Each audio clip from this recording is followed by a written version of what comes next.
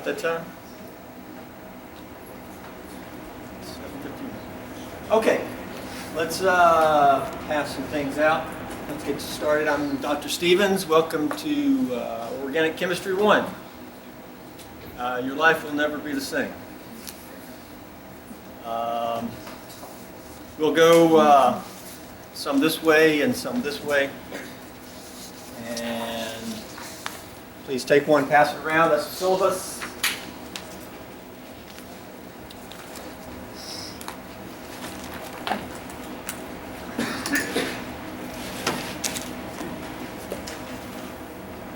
This is our first outline.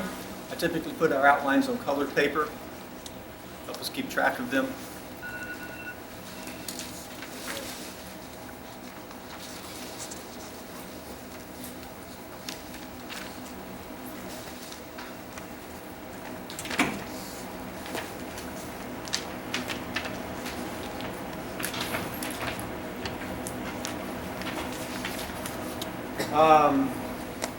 Got a lot of space up here in the front.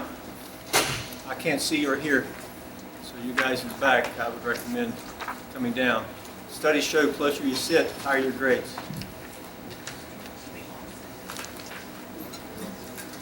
This is one of our, it's like a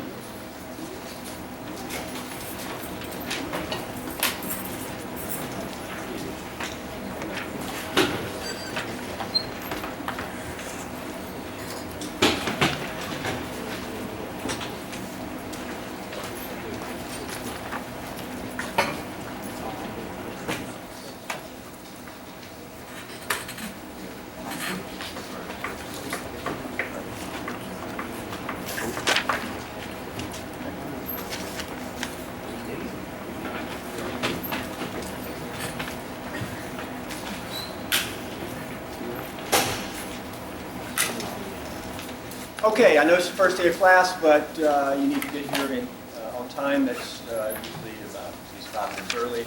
I'll typically arrive 10 minutes early unless I'm rushing. It's a good time to answer miscellaneous questions, see how everybody's doing, and then when the 8 o'clock hits, we're going to be starting. Okay.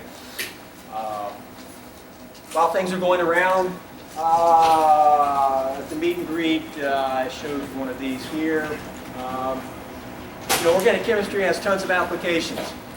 Organic chemistry will change your life. It will prepare you to succeed in any career you're going to do in science. And it's pretty much a necessity. Organic chemistry, organic compounds are everywhere. A cup of coffee has 1,000 organic compounds in it. Many of them cure cancer, some of them cause cancer. Drugs, majority of drugs are organic compounds. Okay. Flat screen TVs, organic compounds, forming images in the screen. Polymers, huge field, huge subfield of organic chemistry.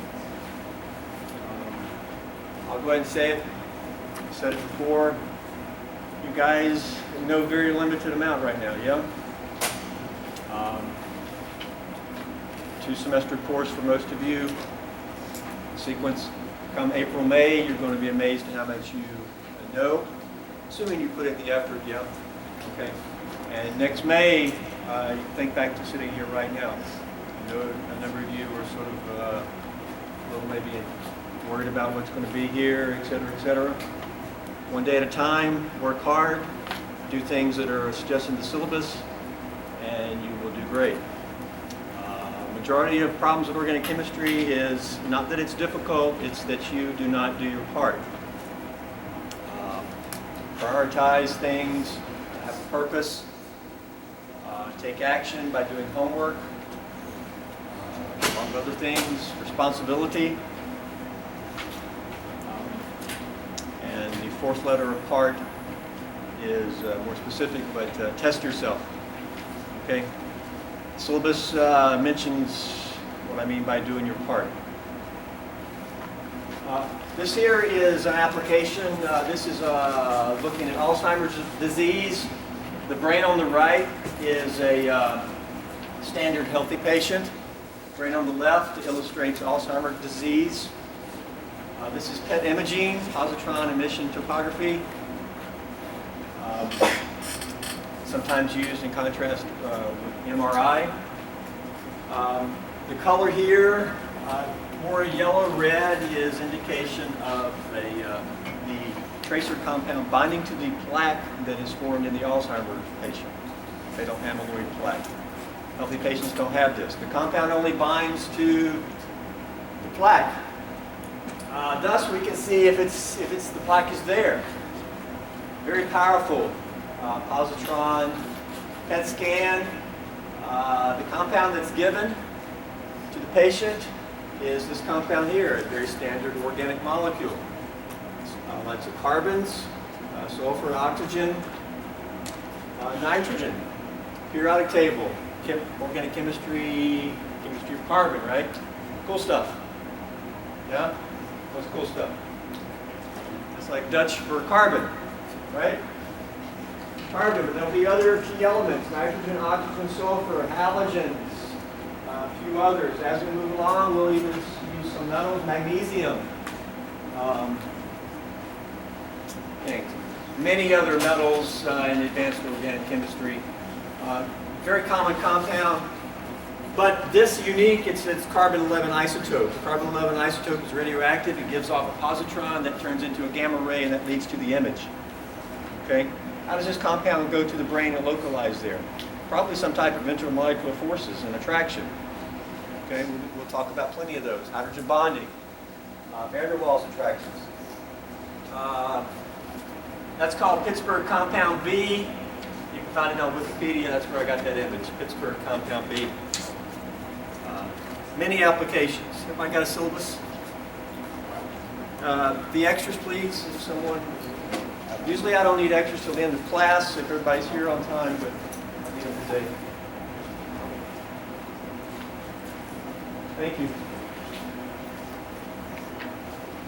If you could bring down extras at the end of class each day, I'd appreciate anybody doing that. Syllabus, extra green sheets. We don't have extra green sheets?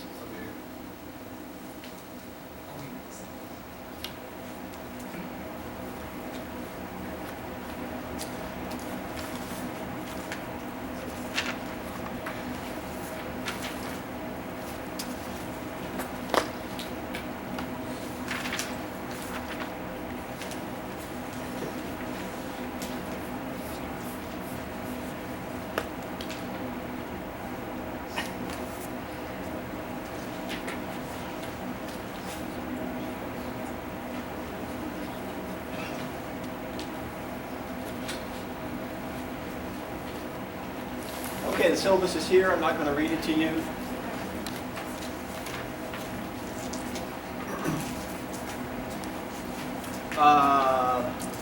The book of record is the Organic Chemistry by Klein, second edition, the paperback version in the bookstore. I mentioned this by email. You can probably still get the hardback version cheaper on Amazon. You need to have a solutions manual to go with your textbook because you need to be working problems and the answers to the problems in the textbook are in the solutions manual.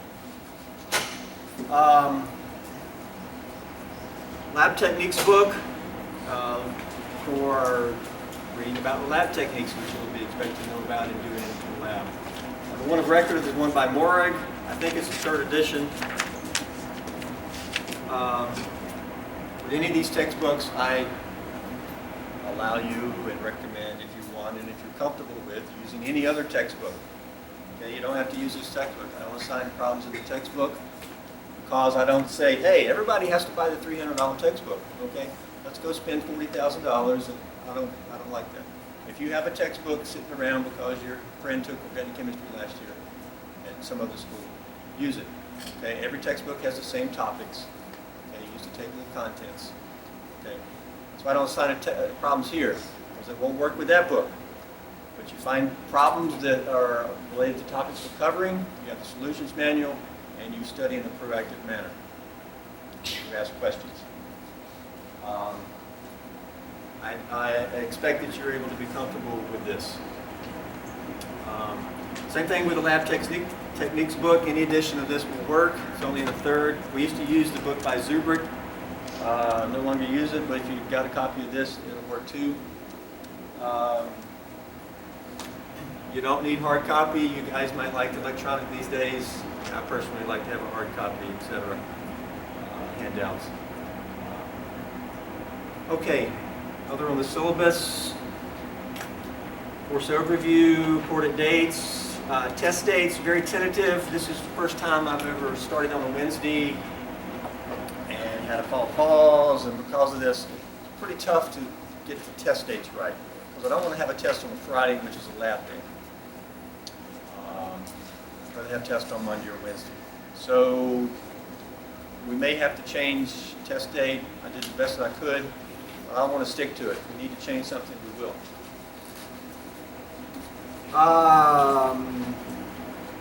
Grading, etc., etc. Final exam, I do not use the ACS exam in Organic 1. It's my own exam. It is comprehensive.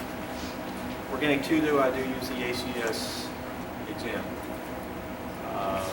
One of my goals is for you to do very well on that exam in Organic 2 if you have me for both courses. Second page is some miscellaneous comments. It's a little bit wordy. It's been added to over the years. My hope is that something in there is meaningful for you and is helpful for you. Sometimes I repeat it in different ways. Okay, I've added the new thing of doing your part. Okay, these are important things. I just got this great idea. Okay, what does part mean? Please read that.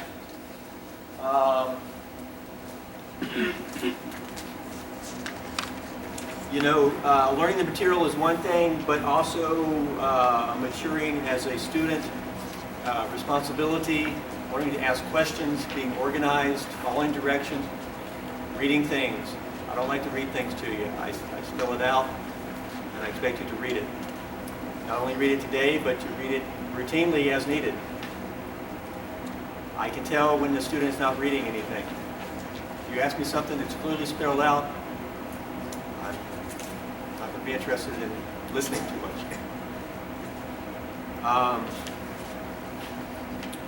The third page is our daily outline.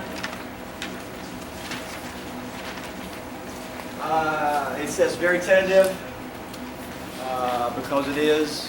It's just a rough, very tentative sketch. Not all topics are listed. We'll be behind after today. Okay, so that's the best I can do, but it should be very useful. On the far right is your lab for the week.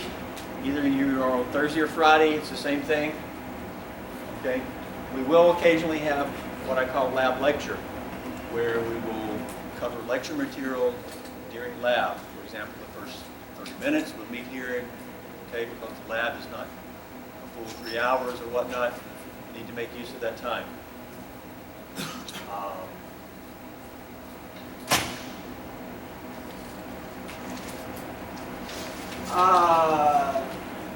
This is still here. How to spell Organic 1 is a little bit sarcastic. Maybe it's a way to get your attention. Some of these things are repeated in the previous pages. I don't think any of you want to fail Organic 1, but read these things and recommend not doing them. Okay.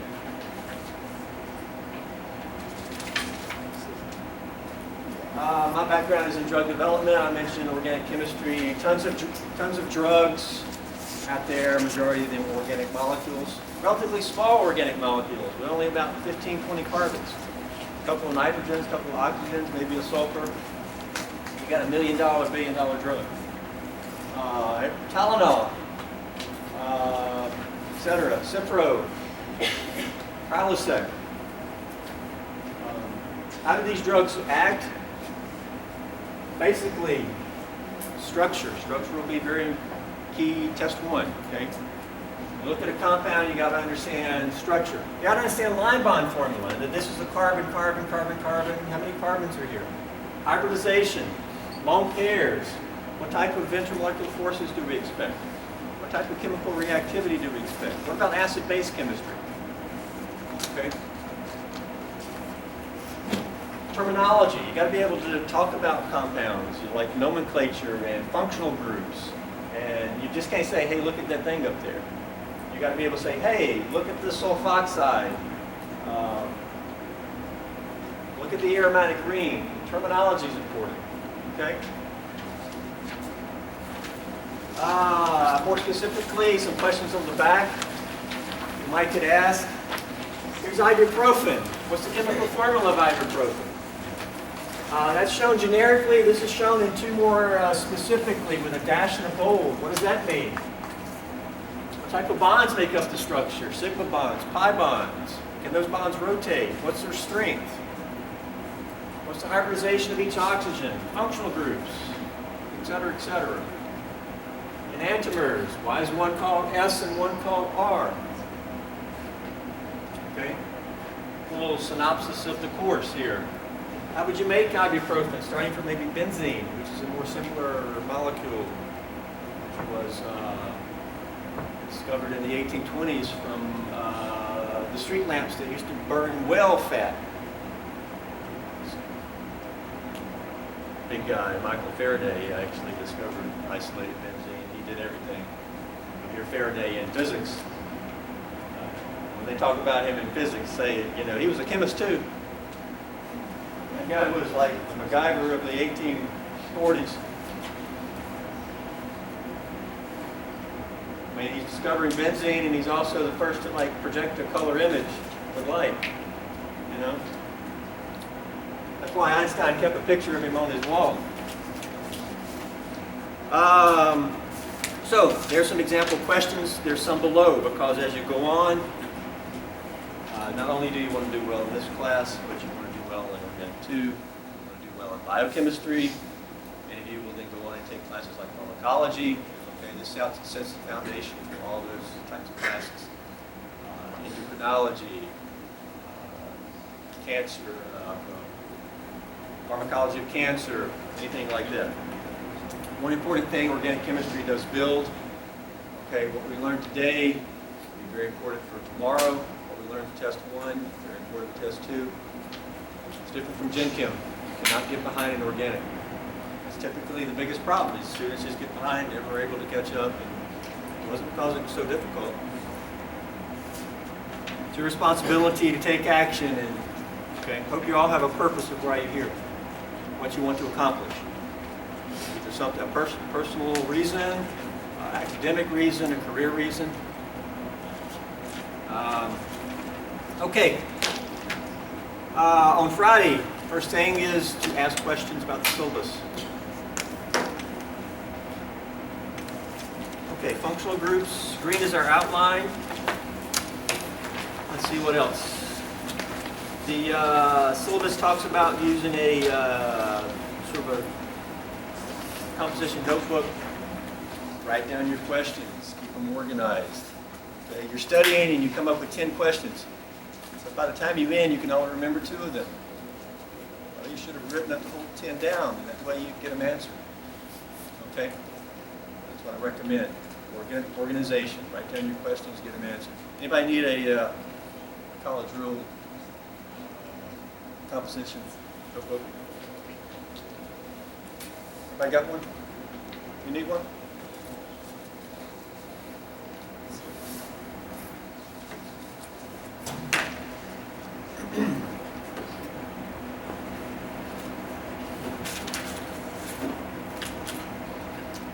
I must bring my other gift. Oh well, might get here somewhere. Maybe next time. Okay, what else can we will do? Test 2 is when we'll pull out the molecular modeling. We made test 1, but that's what this is.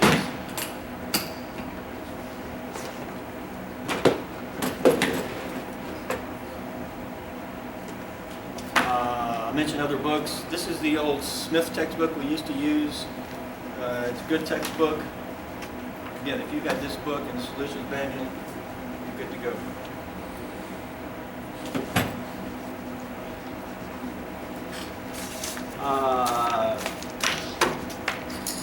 So what's organic chemistry? I already told you a little bit.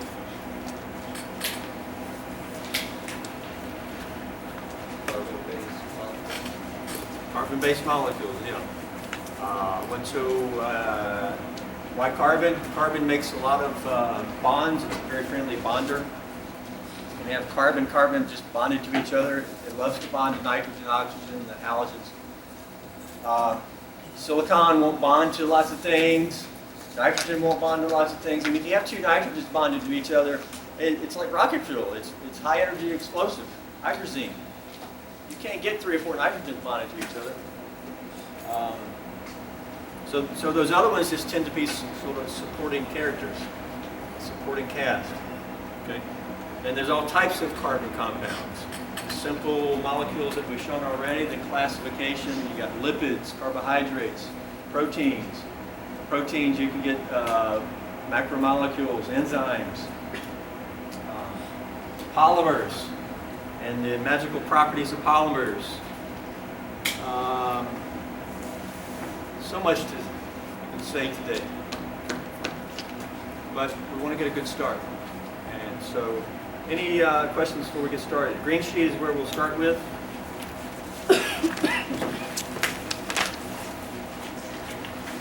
Any concerns about the course?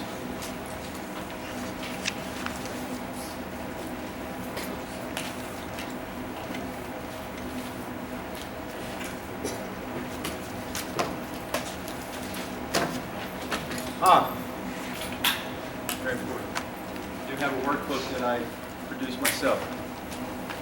Organic Chemistry 1 workbook and lab manual. This was in the email. It can be purchased upstairs and only in the Department of Chemistry and Physics, $15 cash only.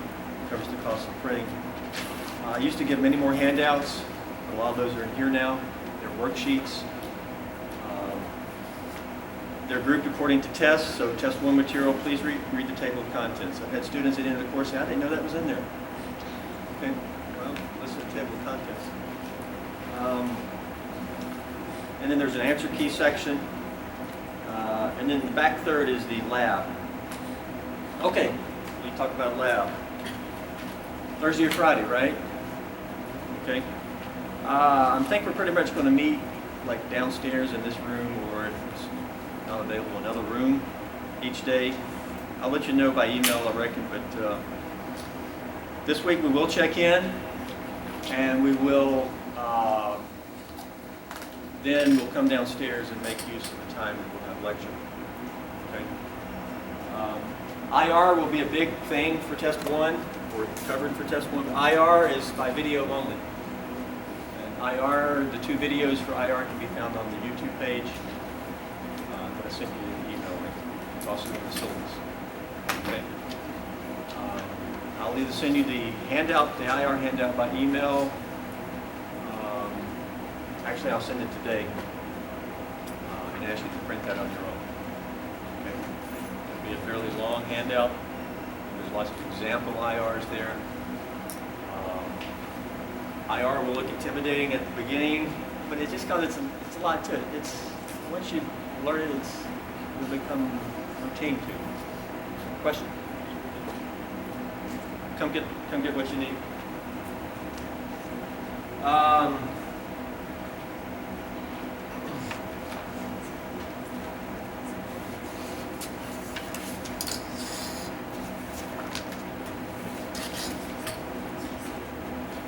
But in the lab manual, there is the requirements for lab, requirements for your notebooks, which includes your pre-lab, preparing to come to lab and work, and you can't work in lab if you're not prepared. And there's also requirements and guidelines for writing your lab reports. Okay. Lab report is a major component of the lab. That will be the majority of your grades. Then each lab is there, which I call the lab handout. You know, they used to all be handouts. The first one we're doing, again, this is on the syllabus, yeah? Far right. What are we doing today? Lab check-in, then lecture. You got to have the lab book to check in. The instructions for checking in are there, and there's a check-in sheet there. Okay.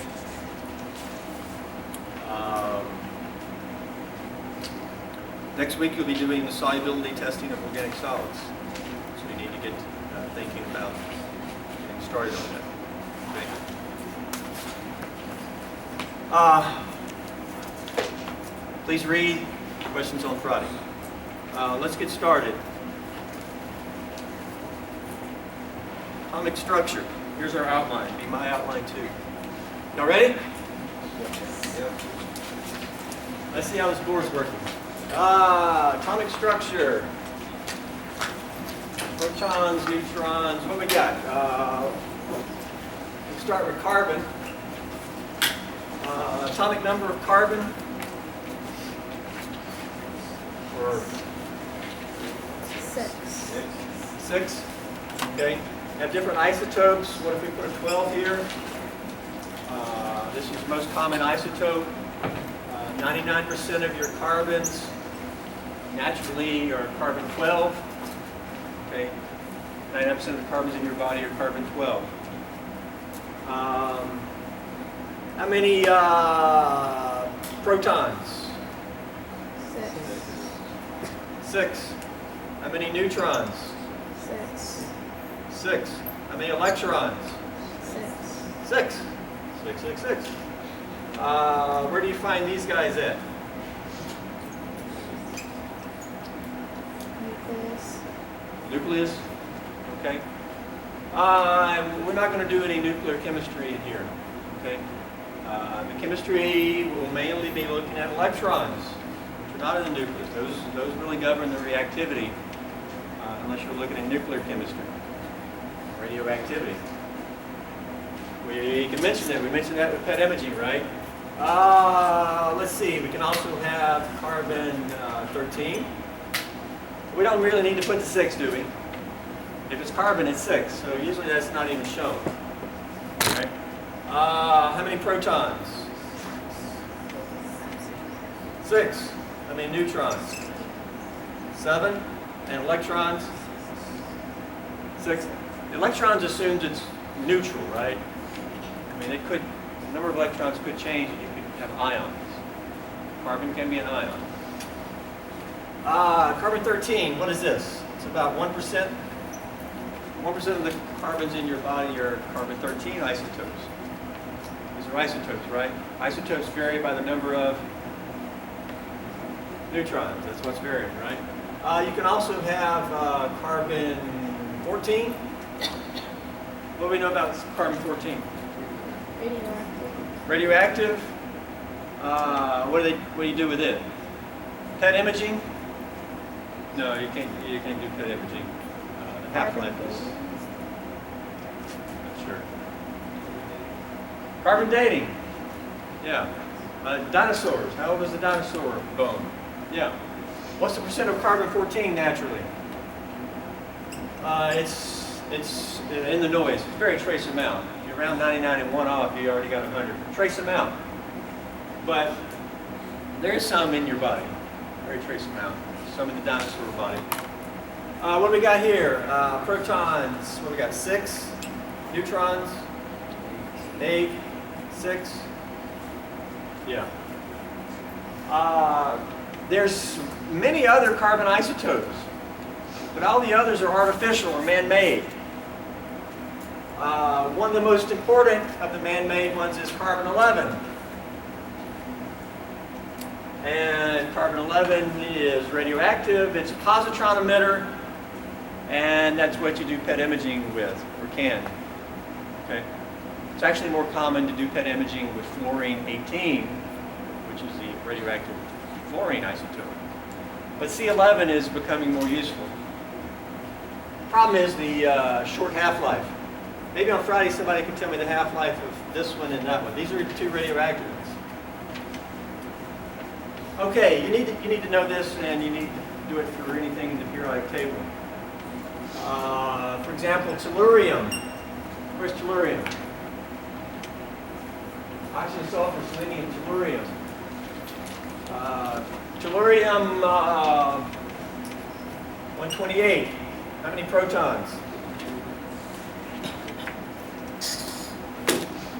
Periodic table on the back of your workbook. How many protons?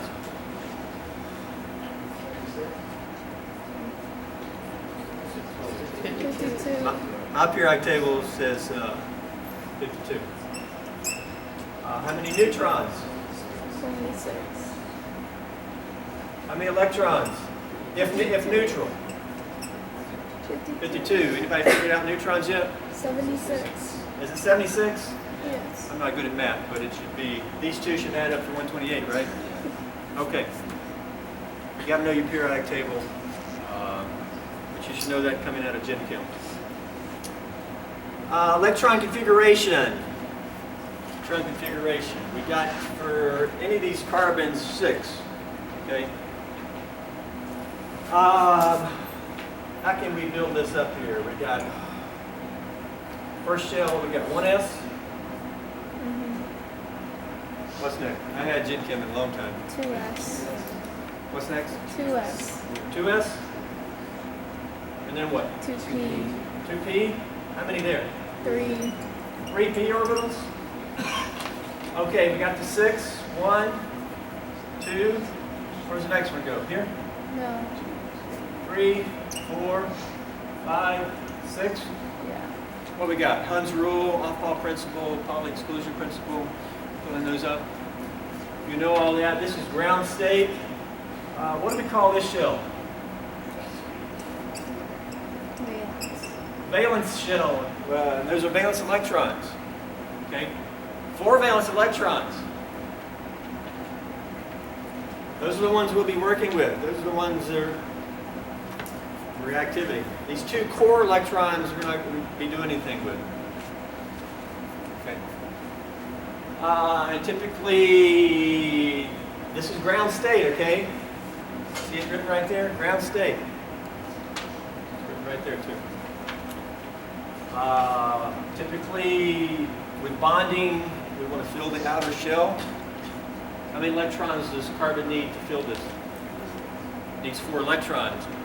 Each bond you make gets you an electron, so carbon makes how many bonds? 4 bonds. Okay.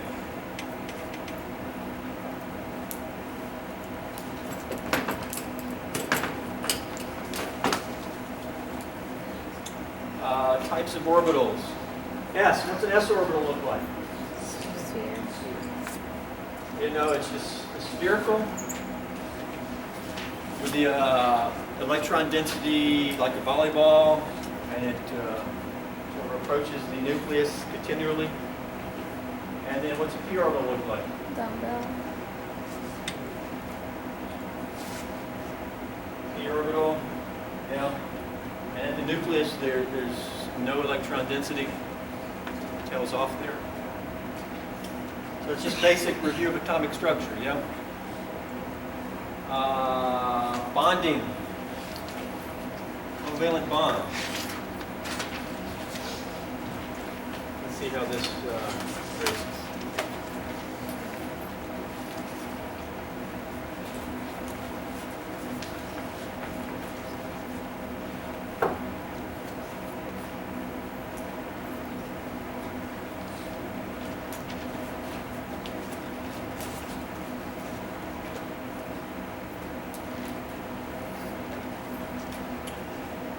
If we start with a hydrogen, how many valence electrons does hydrogen have? 1. Just 1. Put it there.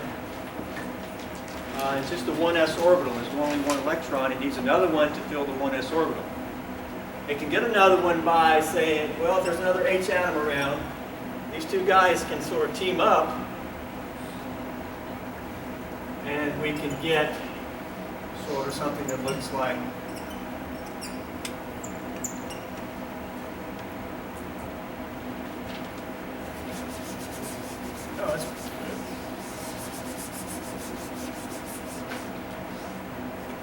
something looks like this. And this is really now, these 2 electrons are sort of between here.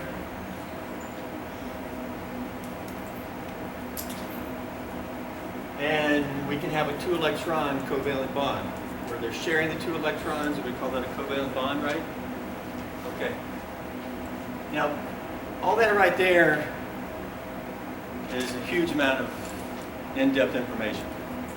There's books this thick written on just that right there, that circle. Okay? All the math involved with the electrons interacting. Okay? We're not going to get into all that. I'll be very simplistic. Two electrons are sort of interacting, being shared. That's a covalent bond. All right? It's very simplistic. Now, usually you show this instead, like what? You show a dash, right? And the dash means equals what? Two electron covalent bond. It's two electrons being shared. Because it's being shared, ultimately the two electrons can be counted from each atom. So we say that this H now has two electrons sort of around it. And the other H has two electrons. But there ain't four electrons there. They're each sort of getting to share the count. Again, that book is this thick. So hydrogen just makes one bond. Because now it's happy.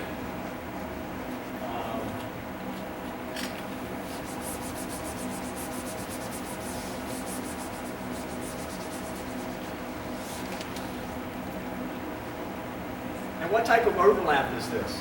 That's important to think about. What type of orbitals are overlapping to make one? And that's simplistic too, because really they do more than overlap. They actually combine and go on. And so you have the blend between just saying they're overlapping versus getting into the molecular orbital description. But simply, what orbitals are overlapping?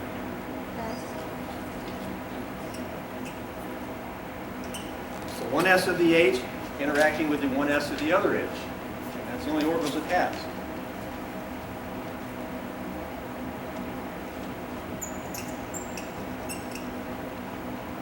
Now, when we get to atoms that have different types of orbitals, you've got to know what type of orbitals you're dealing with.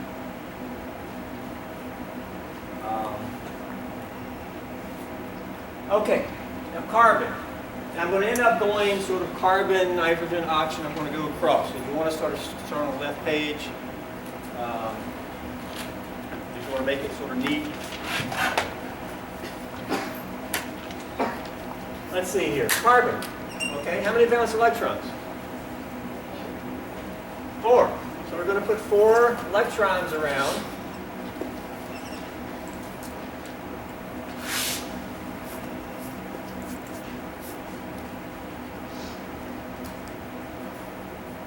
Okay, how many electrons does it need to have a complete shell? We're talking about the second shell. How many electrons? We erased it, but we already said the answer. 8, right? Okay.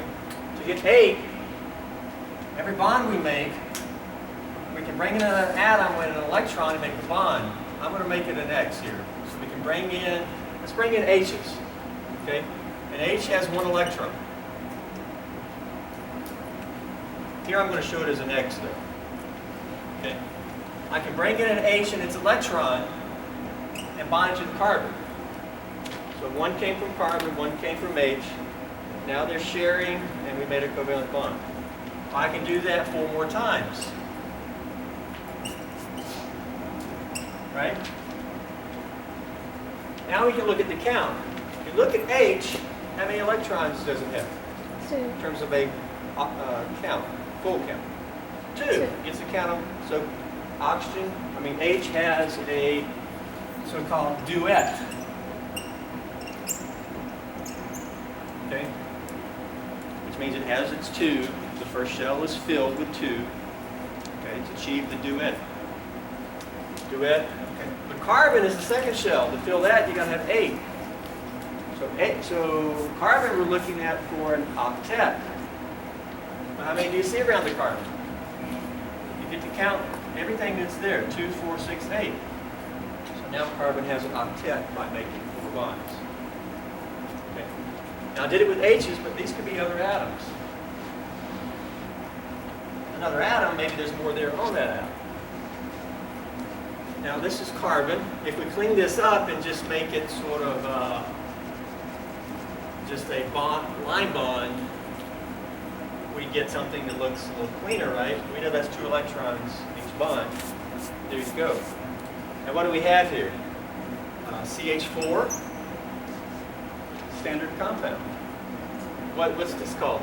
Methane. Methane. Nomenclature for test 1 will be on alkanes. It's covered by video. Okay, started watching that video. I'll need to send you the handout to go along with that. Most videos have a handout to go along with it. Now, in the video, I'll be referring to the handout in the video. Okay, when I'm erasing, it's a good time to ask questions.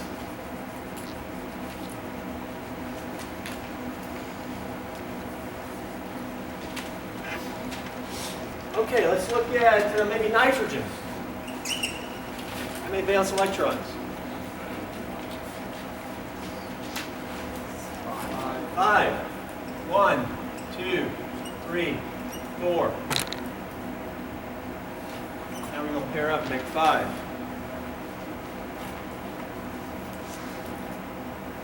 Why did we pair up? Why didn't I do this 5 separate?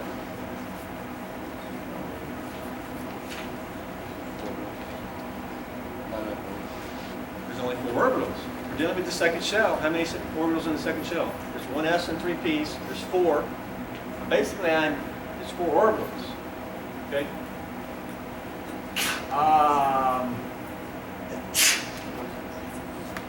Now, I would draw maybe an electron diagram. The problem is these bond in a hybridized state. Okay. So, how many electrons does nitrogen need, or want, to get an octet? 3. 3. We need to bring in maybe an H or anything else with an electron team up. And we can get something like this. And we draw it out, we get here, but we have what? A lone pair in this case. Nitrogen doesn't need to bond to an H. What do we have here? NH3. What's that? Ammonia? Okay. Actually, both of these are gases. Oxygen. How many valence electrons? 1, 2, 3, 4, 5, 6. How many bonds does it need to make? 2. What do we get? H2O. H2O. Okay.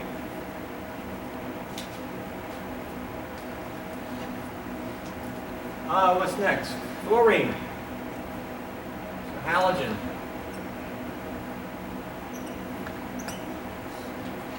Five, 6, 7. It used to be called group 7, now it's called 17, but the 7 is the number of valence electrons, right? How many does it need to get an octet and to fill the second shell? Only 1. That's why you just have HF. Okay? A lot of times you won't see lone pairs shown. Okay? You got to know they're there. And if we show a complete Lewis structure, these are complete Lewis structures where you show all valence electrons, either as bonds or lone pairs. You've got to show lone pairs for it to be complete. You also need to show charge if there's a charge. Okay? This is standard bonding for these guys. Standard bonding for carbon is what? 4 bonds, 0 lone pairs. Standard bonding for nitrogen. 3 bonds, 1 lone pair. Yep. Standard bonding for oxygen. 2 bonds, 2 lone pair. Standard bonding for your halogens. 1 bond, 3 lone pair. Of course, it's the same for bromine as, okay, as you go down. Same for tin. Although when you get down to tin, it has some metal character. It can bond kind of more organically, which is this. But tin can also be more inorganic and be more ionic. But if it's an organic tin compound, it's going to have 4 bonds and no lone pairs. Again, Lewis structure. Remember the book that says thick? Gilbert Lewis wrote that book. Okay. If it's not standard bonding, it's probably going to have a charge. can have an oxygen with 3 bonds. You can have an oxygen with only 3. I mean, a carbon with only 3. But 99% of the time, it will have a charge. Okay? And recognizing charge is very important. This is standard bonding.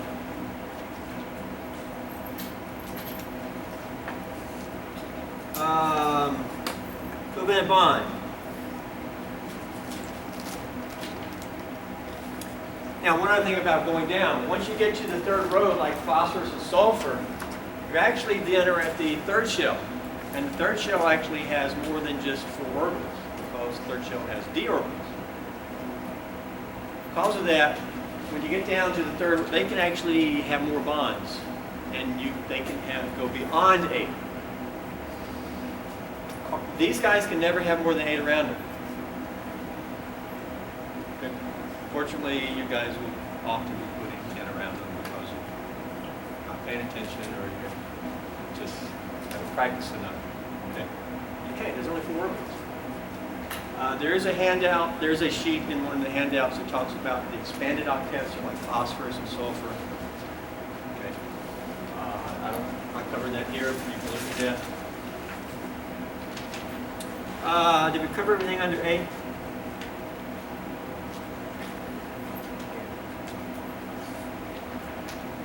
We'll do charges a little bit low. B, let's try to put together structures. CH4O.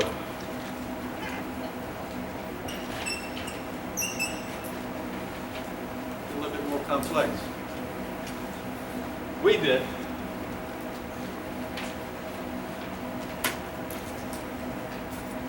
Okay, you can't just draw methane and try to hook on an oxygen.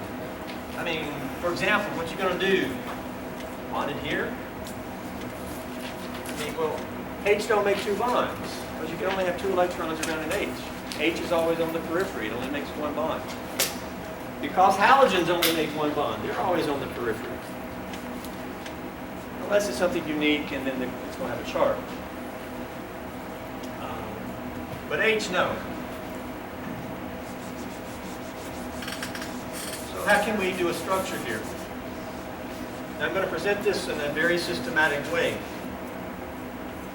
We're going to start by bonding your heavy atoms, or non-hydrogens. And we only have 2 heavy atoms. Let's bond them together.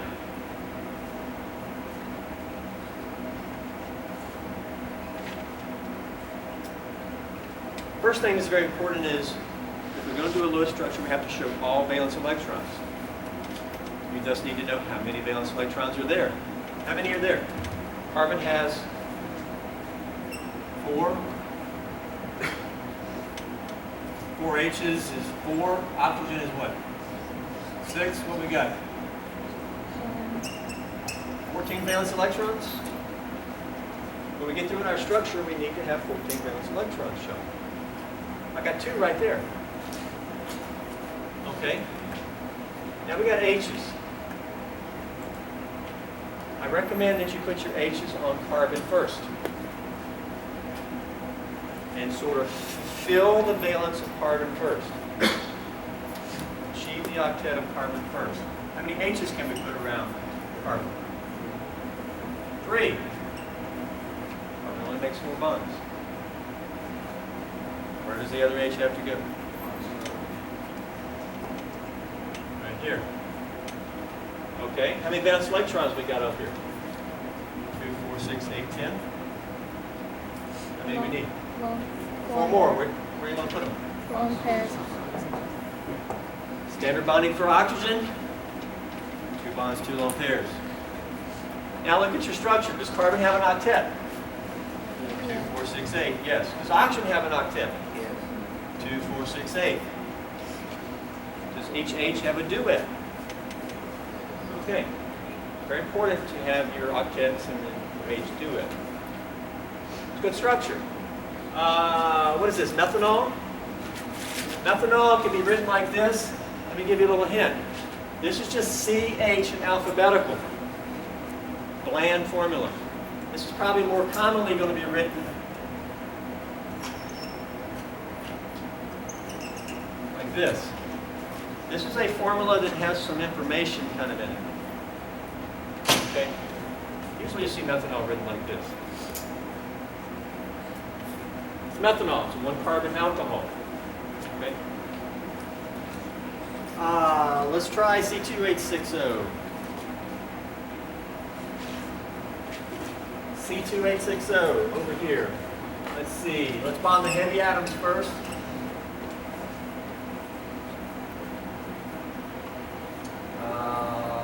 H's. Let's put them around carbon first. What's that? 3, 4, 5, 6. How many valence electrons are we dealing with? 20. C2 is 8. 6 more is 14. Oxygen 6, 20. So we need 20 valence electrons. I got 2, 4, 6, 8, 10, 12, 15, 16, 18, 20. Oxygen standard bonding. There you go. There's a good Lewis structure. Could we do another Lewis structure with this formula?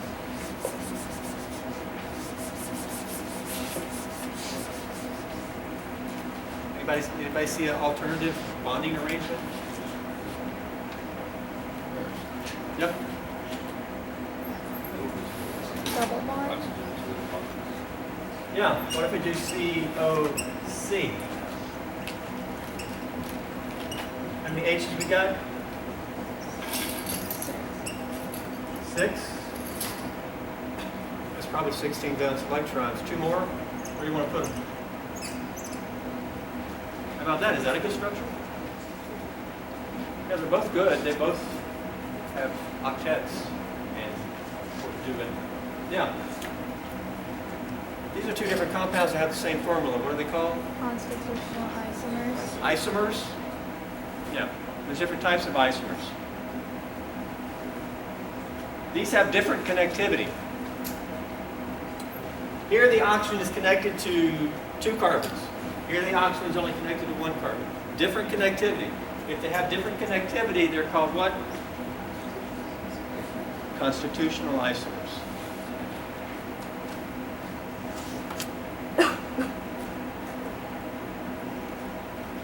How do you want to describe these compounds? What features do you see? You want to call one A or B, A and B? It doesn't work. It's like calling her A and her B. I mean, what's their name? What's their characteristics? This is an ether. Okay. This is a what? Alcohol. Okay. Those are your functional groups. A functional group is a particular arrangement of the atoms that has unique characteristics and it thus gets a name. Okay. A list of your, looks like we're out of time here. I'm used to teaching double. You need to look at your functional groups. You need to look ahead on the green sheet and be prepared for what's coming. You start learning your functional groups. So listed in the handout.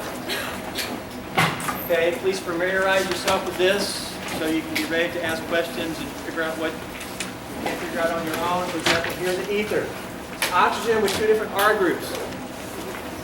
Okay, what's an R group? An R group is just a generic for a carbon group. It could be 1 carbon or it can be 28 carbons. Please look at that. Please look ahead. Please familiarize yourself with the workbook. Start working problems. Are these the only functional groups you have to know? Because in the book there's like 20 or something. Do what? Are